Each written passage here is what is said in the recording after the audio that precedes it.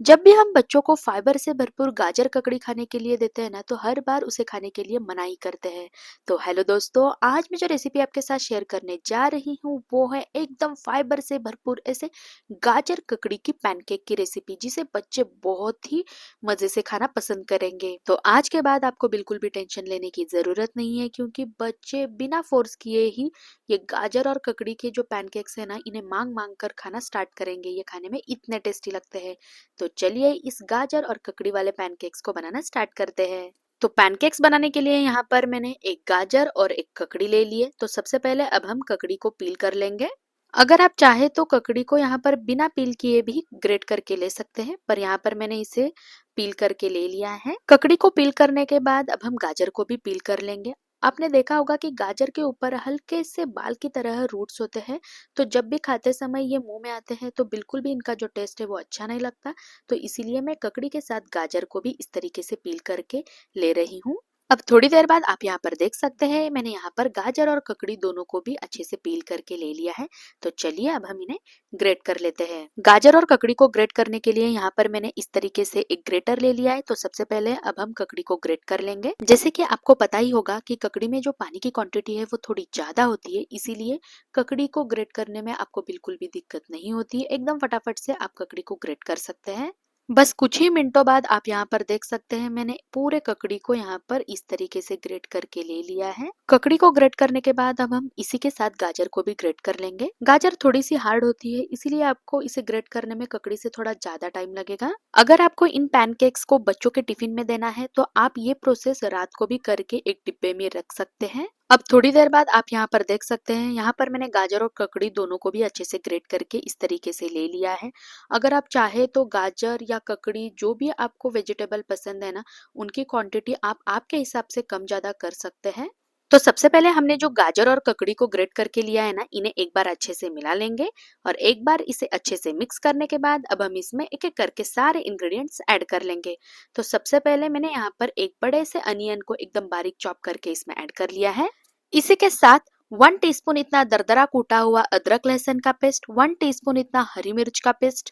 तीखापन आप आपके हिसाब से एडजस्ट कर सकते हैं। थोड़ा सा चॉप किया हुआ धनिया, 2 टेबलस्पून इतना दही। दही ऐड करने से जो पैनकेक्स है ना, वो बहुत देर के लिए सॉफ्ट बने रहते हैं, इसलिए यहाँ पर मैंने इसमें दही ऐड कर लिए है।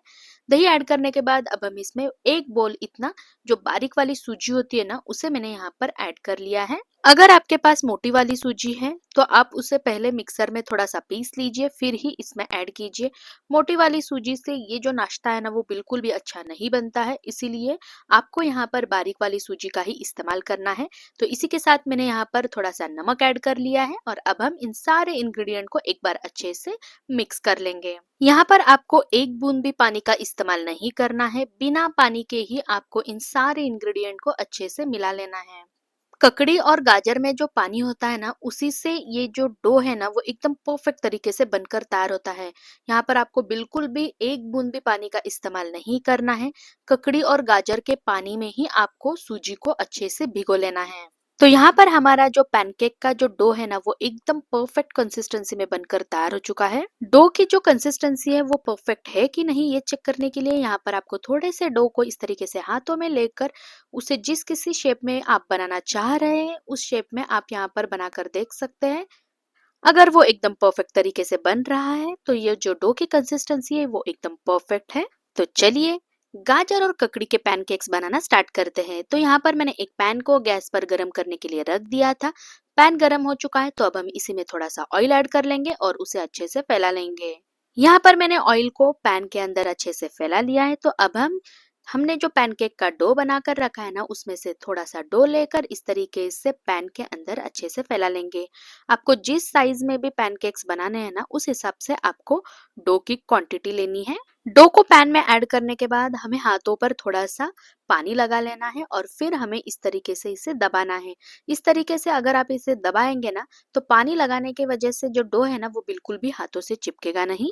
तो यहाँ पर आप देख सकते हैं, मैंने छोटे छोटे साइज के 3 पैनकेक्स को पैन में ऐड कर लिया है। तो अब हम थोड़ा सा ऑयल भी इसके ऊपर ऐड करेंगे। पैनकेक के ऊपर ऑयल ऐड करने के बाद अब हम इसे ढक कर गैस को मीडियम फ्लेम पर रखते हुए इन्हें 3 से 4 मिनट के लिए पकने देंगे।